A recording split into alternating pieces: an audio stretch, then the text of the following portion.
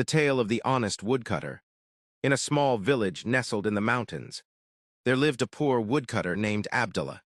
He earned his living by cutting wood from the forest and selling it in the village.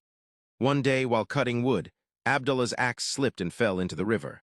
The river was deep and fast-flowing, and Abdullah knew he would never be able to retrieve his axe.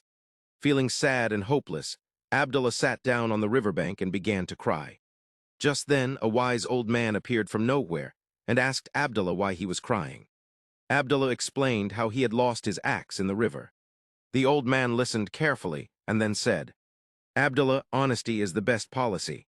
If you had not been honest and had tried to deceive others, you would not have been in this situation." Abdullah was puzzled.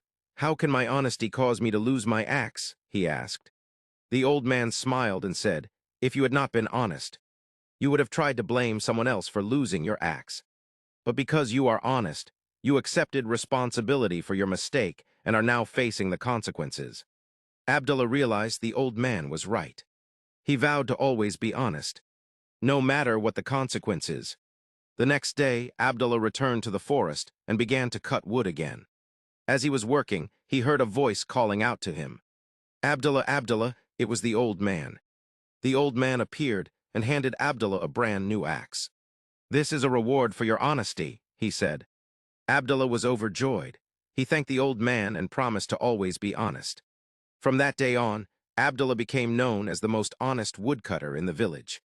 People would come from all around to buy wood from him, not just because of the quality of his wood, but also because of his honesty.